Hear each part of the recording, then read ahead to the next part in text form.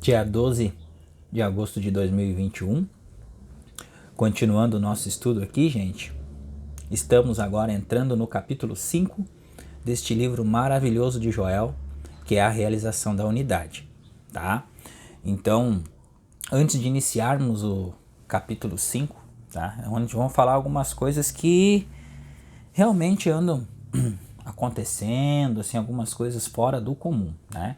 Para vocês verem que quando a gente fala que são pouquíssimas pessoas que querem realmente descobrir a verdade e viver pela verdade, não é que a gente está desmerecendo outras pessoas, mas que realmente as pessoas não querem se desprender deste mundo.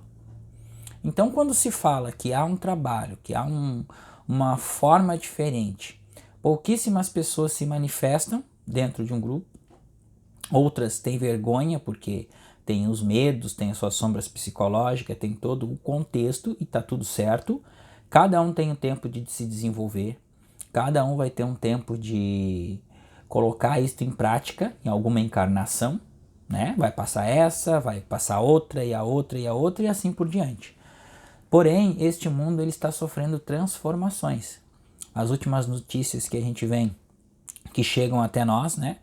De que há confrontos, ameaças de guerras, ameaças de conflitos, autorizações para guerrearem entre si, e isso está reverberando, né, numa transformação do mundo, coisas acontecendo, então a humanidade está se degradando, tá? E não está entendendo o que foi deixado há 2000 anos atrás, que quando foi dito, né, que era para buscar o reino antes de qualquer coisa, mas como a programação é muito intensa na vida das pessoas, as pessoas acabam entrando nesse looping mental, na entropia psíquica, que causa todas as desavenças dos conflitos internos de suas consciências mesmo, porque é nós mesmos que entramos em conflito contra nós mesmos, não existe contra alguém ou contra outra coisa. É contra nós, porque só existe um único poder, só existe Deus. Só existe um mandamento a seguir, que é amai a Deus sobre todas as coisas e amai o vosso próximo como a si mesmo, ou amai mais o vosso próximo como a si mesmo. E esses dois mandamentos, que na verdade não são dois, são um, porque não tem como você amar a Deus e você não gostar do seu irmão, você ir contra o seu irmão, matar seu irmão, julgar o seu irmão. Então, é muitas coisinhas, muitos detalhes, gente, que passam desapercebido por nós não estudarmos, não pararmos para ler um conteúdo de valor, um livro de valor, um livro complexo, um ensinamento que faz com que a gente, quando a gente começa a lidar com muitas pessoas, a gente começa a se questionar por que cada um tem um pensamento, cada um tem uma forma de enxergar o mundo. Tá? E se todos nós somos iguais, e o que muda nesta forma de enxergar? É consciência. Então, tá aí qual é a solução de se chegar a ter uma consciência em fase com a consciência divina que é o todo. Somente isso aqui, estudar, meditar, elaborar cada questão que acontece no seu dia a dia. Então era isso, meus irmãos. Então, dentro de um grupo de estudo, onde a proposta é totalmente diferente, existe e vai existir negligências. Jesus escolheu apenas 12 apóstolos. De N pessoas que tinham na volta, foram escolhidas só 12. E algumas pessoas que ficaram ali seguindo ele para onde ele ia. Então, isso é o normal que acontece neste mundo. Porque, como já foi dito, este mundo é um mundo do ego. Descansando na unidade. Capítulo 5, tá? Primeira parte deste vídeo, né? Então entramos no capítulo 5, parte 1. É uma grande responsabilidade quando alguém vem até você em busca de ajuda espiritual. Ele está vindo para ser alimentado espiritualmente, ele está vindo para ser alimentado, espiritualmente alimentado. Ele espera ajuda e você não pode dar a ele uma pedra. Se no momento, entretanto, você não estiver vivendo nessa consciência elevada que lhe permite dar essa ajuda, você pode alcançar esse estado através do processo de uma meditação contemplativa. Tá aqui, gente. Tá aqui a chave de todas as portas. Meditação contemplativa. Para alcançar a consciência quadrimensional. Esta meditação contemplativa deve consistir em cada afirmação que você pode trazer a lembrança consciente que tem a ver com a verdade de que o espírito é o único poder. Não a matéria e não a mente. O espírito, a consciência divina, é o único poder. A causa invisível é o único poder. Habite sobre cada verdade que estabelecerá em você a convicção de que todo poder é espiritual. O poder é invisível e que não há poder em efeito. A verdade é que nenhum efeito é poder. Quer esse efeito apareça como uma pessoa ou como uma coisa. Muitas pessoas se perguntam quanto tempo esta meditação deve durar. A resposta é bem simples. Deve continuar até que você tenha perdido todo o medo da condição que lhe foi trazida para a cura. Você deve continuar trabalhando com essas verdades até sentir uma liberação interior, um clique. Muitos falam, né, o clique da prática, né? É um clique, um sentimento interior que lhe diz que essa aparência é apenas um braço de carne, apenas o poder temporal, um nada. E como não é de Deus, não tem poder. Como não é de Deus, não tem vida, não é de Deus, não tem continuidade, não tem substância, não tem ser e não tem forma exteriorizada. Então não tem o que você está vendo fora, na verdade é uma aparência. Só que você precisa dar carta branca a esse espírito invisível, onipresente, que está sustentando a tudo aqui. O que é o oxigênio? O que significa o oxigênio? Que é a coisa que mantém a vida na Terra, é o oxigênio. Da onde vem o oxigênio? Então são coisas, pessoal, que a gente tem que começar a questionar se existe uma forma de vida inteligente que sustenta tudo isso aqui, nos dando oxigênio para respirar. Sem oxigênio, células do corpo não conseguem viver. Sem oxigênio, você não consegue nem caminhar direito, porque lhe falta ar. De onde é que vem o oxigênio, então? Os estudos científicos mostram só o desenho, só a fórmula do oxigênio, O2. 2 moléculas. De onde é que vem essas moléculas? O que manifesta essas moléculas aqui para a gente poder respirar e ter esta vida, para o sangue poder trabalhar, para o nosso corpo poder se nutrir, os alimentos, as plantas, tudo? Quando você é capaz de descansar nessa realização em completo silêncio, sua meditação está no fim. Isso significa necessariamente que o seu paciente será curado instantaneamente. Ó, aqui é um princípio da cura, viu, gente? Um princípio de quando você tem a percepção consciente de que a meditação contemplativa está fazendo o seu efeito. E aí você descansa e você pode interromper essa meditação. Ó. Quando você é capaz de descansar nessa realização em completo silêncio, ou seja, sem a mente tagarelar, tá? Baixar o fluxo mental de pensamento. Sua meditação está no fim. Isso não significa necessariamente que o seu paciente será curado instantaneamente. Isso não significa que a cura já foi feita, tá? Remissão instantânea. É verdade que é possível que ele seja curado instantaneamente, mas, por outro lado, sua falta de receptividade pode não permitir que ele aceite uma cura através de uma realização, 2 ou mesmo 100.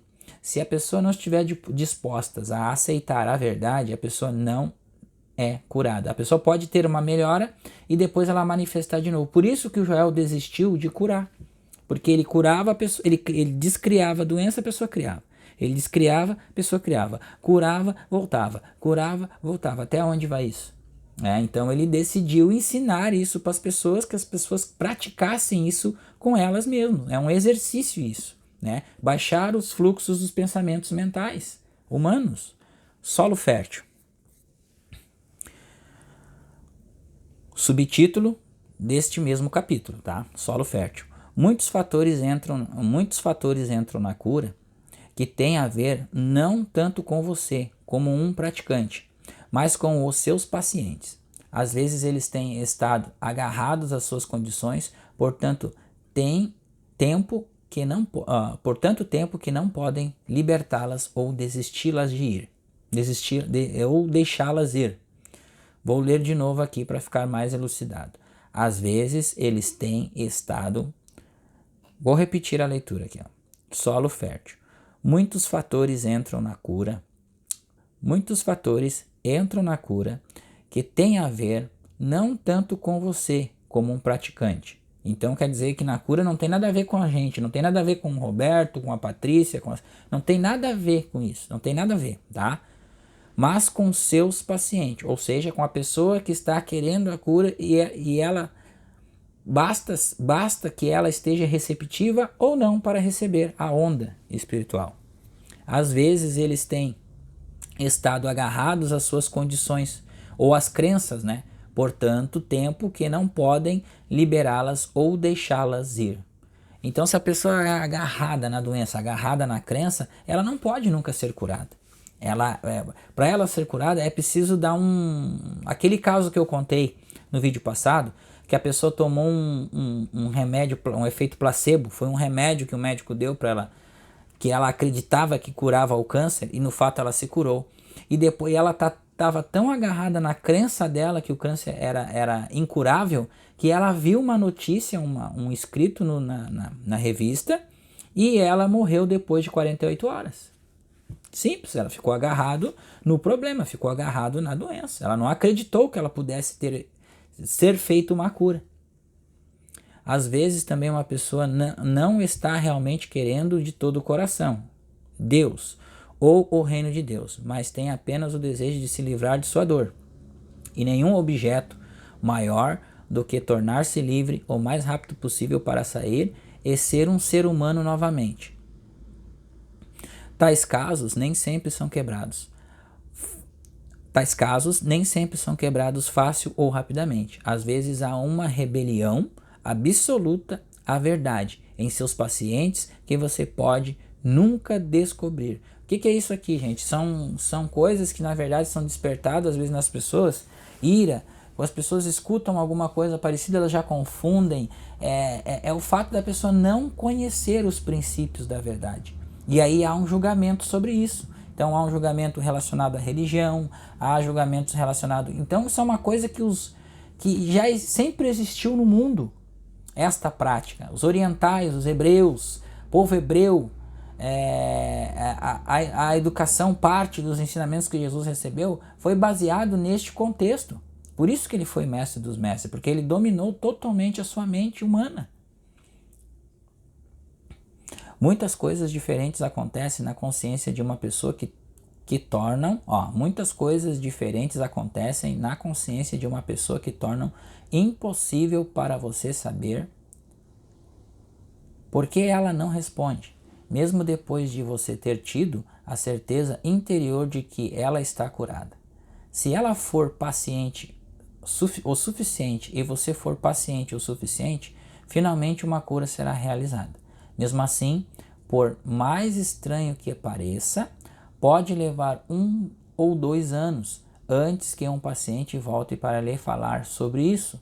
E geralmente é porque surgiu outra coisa e ela quer mais ajuda. O solo fértil para a cura está na consciência de uma pessoa que chegou a um lugar de indiferença à cura e realmente sente que não é a cura física com a qual ela está tão preocupada, mas sim com a experiência de Deus. Viver, se mover e ter seu ser no reino de Deus. Mas quão são poucas pessoas que virão até você neste ponto de prontidão. Mas quão poucas as pessoas que virão até você nesse ponto de prontidão. Não foi o que a gente falou no início do vídeo aqui sobre qualquer coisa que se faça com realmente com um objetivo próprio, com o objetivo de chegar a esse estado, de chegar a essa percepção, de tentar ajudar, são poucas as pessoas que querem isso, tá? Sua função não é julgar o paciente, mas conscientemente perceber a presença de Deus. Cada vez que você é chamado para ajudar, a sua meditação deve incorporar qualquer verdade que trará a você a realização de Deus como tudo. E nada da condição ou nada da lei material ou mental. Quer seja a segunda, terceira, quarta ou centésima vez que você é chamado, você medita. Você não usa uma fórmula, nem tenta se lembrar da última verdade que sabia. Na verdade, acima de tudo, você deve tentar esquecer essa última meditação. Não acredite que a repetição ou a recitação de certas verdades vai curar alguém. O propósito de trazer estas verdades é a lembrança consciente a lembrança consciente é apenas para que você possa alcançar aquele silêncio que traz à tona a cura. Todo silêncio contemplativo deve ser espontâneo e deve ser a realização de uma forma ou de outra. De Deus como onipotência, como onipresença, como onisciência. Quando alguém pede ajuda, você deve ser capaz de lembrar instantaneamente que existe apenas um poder e que isto para o qual ele está pedindo ajuda não é poder. Ou seja, intuir o silêncio, né? O colapso da função de onda. Isso aqui ele está explicando, gente, o que é colapso da função de onda. Quem colapsa a função de onda? É o silêncio, é a percepção consciente de Deus, que é o silêncio. Não é uma palavra, não é pregação, não é grito, não é nada, é o silêncio interior. Erguer-se acima tanto do bem como do mal. Próximo subtítulo. Recentemente, quando o princípio de um poder surgiu com alguém que estava bebendo demais, eu o adverti. Tenha cuidado para não acreditar que o álcool é poder. Poder para o bem ou para o mal. A princípio, isso pode parecer chocante, porque os efeitos devastadores do alcoolismo podem ser vistos de todos os lados. Mas se você aceitar a crença de que o álcool é poder, você será um cego guiando outro cego. Você nunca será capaz de ajudar ninguém a sair do alcoolismo a menos que você mesmo tenha percebido claramente a verdade de que só existe um poder. Qual é a diferença realmente entre uma aparência de alcoolismo e uma aparência de germes infecciosos? Qual é a diferença se você afirma que os germes não têm poder? Você deve estar igualmente certo que o álcool e as drogas também não têm poder. Sua posição de manhã à noite e de noite até amanhã deve ser a de que só há um poder. Eu não digo isso levianamente. Estou bem ciente de todas as aparências que existem no mundo. Bom, Joel, aqui ele está dizendo, gente, que ele não escreveu essas coisas levianamente, ou seja, pela cabeça dele. Ele estudou, ele foi para dentro, ele teve a iluminação e foi revelado a ele todas as crenças do mundo. E ele transcendeu as crenças do mundo.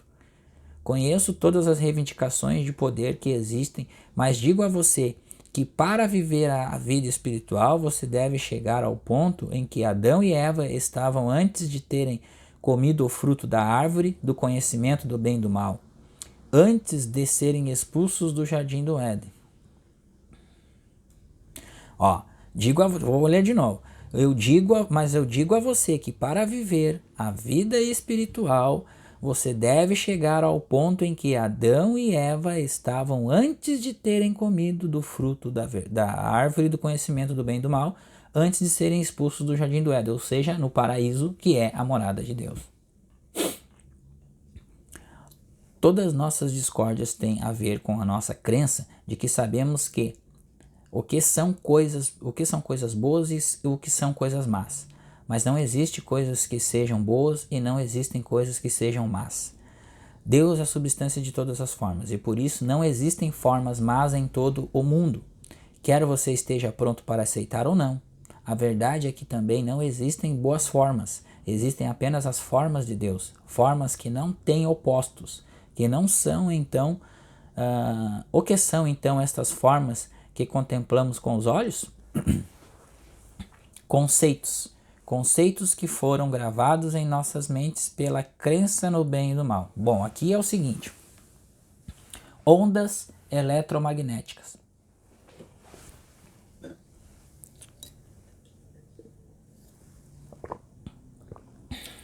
Vocês perceberam que tudo que Joel fala é pura mecânica quântica, gente? Ondas eletromagnéticas. Tudo aquilo que a gente vê, que a gente percebe com os nossos 5 sentidos são ondas.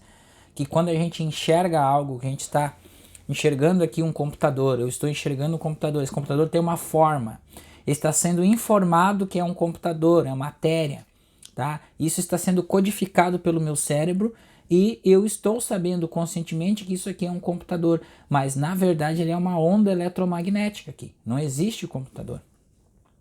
Aquela cena do Matrix, que o Neo entra na recepção onde tem várias crianças e ele enxerga um mongezinho brincando com uma colher. Ele fala assim: você apenas tem que perceber a verdade. Qual a verdade? É que não existe colher alguma. E ele pegou a colher na mão e ele fez o que o menino falou e a colher entortou. E ele deu uma risadinha e ele já foi chamado. Então, perceber a realidade. Mas é a percepção. Mas para termos essa percepção, é preciso estudar, estudar, estudar incessantemente isso aqui, a metafísica. Não há nada, não há nada bom ou mal, mas pensar faz com que seja assim. Viu? Não há nada bom ou mal, mas pensar faz com que seja assim. Por quê? Porque o pensamento gera uma forma na mente, mas a emoção dá energia e sustentação àquilo. Independentemente do que a pessoa possa chamar de bom ou rótulo, bom foi dado por alguma pessoa, por alguma razão, mas em algum lugar na Terra pode haver quem possa chamar a essa mesma coisa de má. Tome qualquer forma de má que você conheça e veja se você não consegue encontrar um lugar onde essa mesma coisa não seja considerada maligna. Nada é bom ou mal, mas pensar faz com que seja assim. Então o que ele está dizendo? São conceitos e crenças de cada um. Aquilo que é ruim para mim é bom para outra pessoa. Então se é ruim para mim e é bom para outra pessoa, aquilo não existe. Porque não é uma verdade absoluta aí, são conceitos, são pensamentos. Deixe sua meditação contemplativa ser uma elevação acima de ambos, o bem e o mal. Fique quieto e comece com a premissa. Então aqui ele já passa um exemplo para começar a prática, gente. Olha só. Não há poder no mal no mundo. Por isso não posso ser levado a temer esta coisa. Deus existe. Deve existir. E se existe Deus, não poderia ser Deus sem ser infinito, onipotente, onisciente e onipresente. Isso significa que não pode existir nada além de Deus. Isso significa que não pode existir 2 poderes, só existe um. Viva com essa ideia até chegar a um lugar na consciência onde você sabe que não existem 2 poderes. E quando você chegar a esse lugar, você está de volta ao Jardim do Éden e você terá levado seu paciente junto com você. Que ensinamento aqui, né, gente? Então todos os princípios da mecânica quântica ele fala até chegar ao lugar, até chegar à fusão, à união com um todo, né? Então, quando chega nessa percepção, não há nada para ser curado, nada para ser mudado, nada mesmo, só apenas o descanso sobre as verdades, o descansar na verdade do Espírito. Mais um subtítulo aqui, então a gente vai encerrar essa primeira parte nesse subtítulo aqui, habitando na onipotência, onipresença e onisciência, habitando na casa do Pai. A repetição de palavras terá pouco efeito. Repetir afirmações, repetir palavras, eu já digo também uma coisa, gente, a meditação guiada, ela serve para um início de prática, mas é necessário a gente aquietar a mente, perceber que estamos aquietando a mente, ou seja, fechar os olhos e aquietar, respirar, ter a consciência do corpo.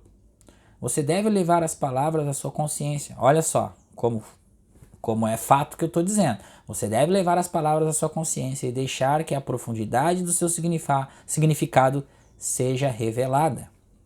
Todo poder com que poder estou todo poder Com que poder estou lidando? Se Deus é todo poder, isso é uma pergunta. Existe algum poder neste assim chamado paciente, mesmo um poder para resistir a este tratamento? Então ele faz uma outra pergunta aqui, né? Se a pessoa chega para pedir um auxílio, pedir uma cura, então existe alguma coisa naquela pessoa impedindo que essa percepção consciente desse poder possa atuar? Se Deus é o único poder operando com a consciência desta pessoa, existe algum outro poder?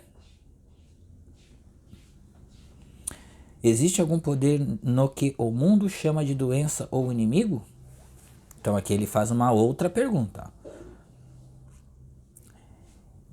E assim você medita sobre o que realmente constitui o poder, até que o poder material ou mental tenha perdido todo o significado para você e você fica com a realização e a certeza: eu no meio de você sou poderoso, eu sou o único poder. Na próxima meditação que você tiver para a mesma pessoa ou para a mesma condição, você pode tomar a palavra onipresença. Deus é onipresença. Mas o que significa? Se Deus é onipresença, isso deve significar que Deus é a presença deste paciente? Não pode haver presença de um paciente a não ser a presença de Deus. Não pode haver a presença de uma doença, já que só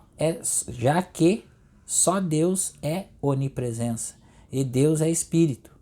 Deus é a presença desta pessoa. Deus é a presença de tudo que existe, porque Deus é a única presença. Está aqui. Precisa explicar mais do que isso aqui que está explicado, que o Joel está explicando, que está como é que eu vou falar aqui? Ele está desenhando através destas palavras, entre as linhas destas palavras aqui, que só existe uma única presença. Deus não tem que ser removido, curado, corrigido, reformado ou melhorado, porque Deus é onipresença. Olha aqui, ó. Viu o que ele falou? Ó? Que Deus não tem que ser removido, curado, corrigido, reformado ou melhorado, porque Deus é onipresença. Sei que não existe tal presença como um paciente, um pecado, uma doença, um falso apetite, ou mesmo uma lei material ou mental. Essa realização, no entanto, também pode não trazer a cura, e assim você chega à palavra onisciência, que significa todo conhecimento, toda ciência, toda sabedoria. Deus é onisciência. Eu não tenho que dizer nada ao onisciente. Deus sobre o meu... vamos de novo aqui. Deus é onisciência. Eu não tenho que dizer nada ao onisciente. Deus sobre meu paciente ou sua condição. Se Deus não sabe agora, se Deus não o sabe agora, Deus nunca saberá, e certamente eu não poderia ser culpado de tal egoísmo a ponto de acreditar que sei algo que Deus não saiba. Portanto, não tenho que dizer nada a Deus sobre meu paciente. O que meu paciente precisa ou requer, ou o que meu paciente gostaria. Só tenho que me sentar aqui e saber que Deus é onisciência, a inteligência onisciente. E isto aqui, gente, verdadeiramente assinar um cheque em branco a Deus. Assina, só entrega. Em sua meditação contemplativa, você continua a se lembrar que cada passagem da Escritura e cada passagem da literatura espiritual que lhe traz a certeza e a segurança de que Deus só conhece a necessidade, então descanse nisso até que você tenha um sentimento interior de que tudo está bem. Uma meditação de cura só é completa se incorporar a verdade sobre Deus, a lei de Deus, a onisciência de Deus, a onipotência de Deus, a onisciência de Deus ou a onipresença de Deus. Então, mesmo que o paciente possa ter uma febre alta, possa estar com dor, angústia ou pobreza, tudo de natureza temerosa é erradicado do seu pensamento. e um sentimento interior de segurança vem a você.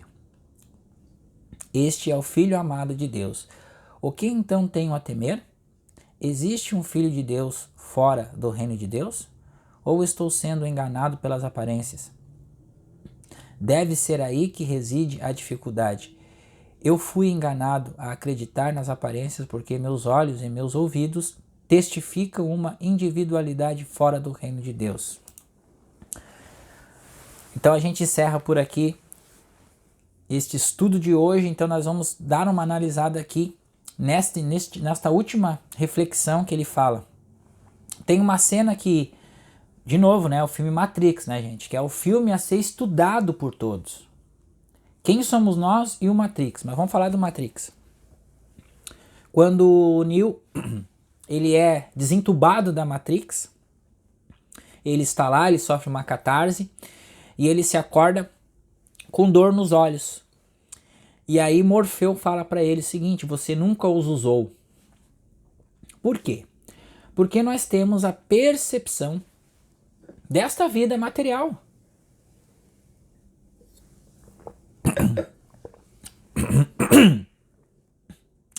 Desta vida material. E nós sempre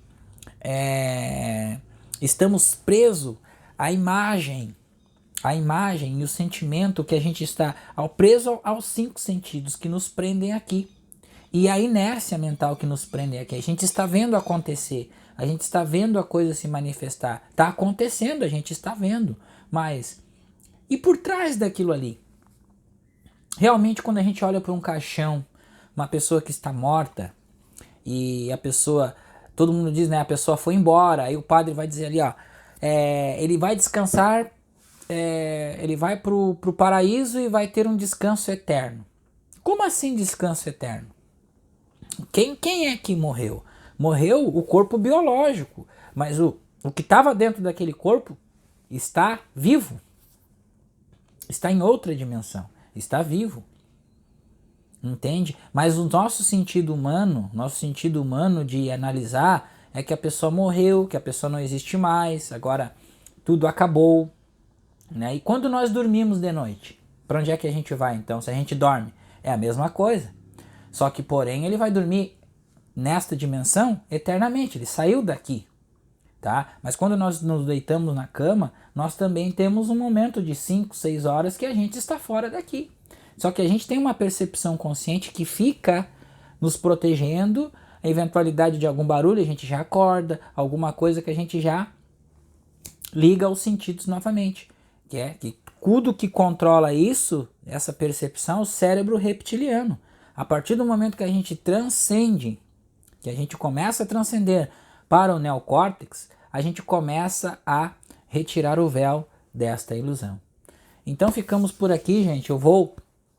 De novo, né? A gente tá sempre quando a gente está postando este vídeo, a gente vai deixar o link do grupo de estudos, tá? Então assim, para aqueles que querem realmente estudar, não adianta entrar lá no grupo, gente, para entrar lá oferecer coisas, como já aconteceu, oferecer isso, oferecer aquilo, é para entrar para estudar. Não é para brincar. Ninguém tá brincando ali, ninguém tá fazendo negócio ali, é estudar mesmo, tá? Nós vamos estudar lá, nós vamos focar. Tanto é que o grupo vai ser fechado apenas para conteúdos do próprio estudo, não para coisas de fora, porque a gente precisa manter a atenção dentro do estudo, porque senão não se sai da condição que está. O intelecto ele funciona apenas com foco. Sem foco não existe aprendizagem, porque tem muitas coisas que você dá muita importância que aquilo toma o seu intelecto e você não aprende a verdade. Por isso que não penetra na consciência. Porque é a intenção que você dá e a atenção que você dá a outras coisas que substituem o que você precisa aprender. Certo? Então ficamos por aqui. Muito obrigado e até o próximo vídeo.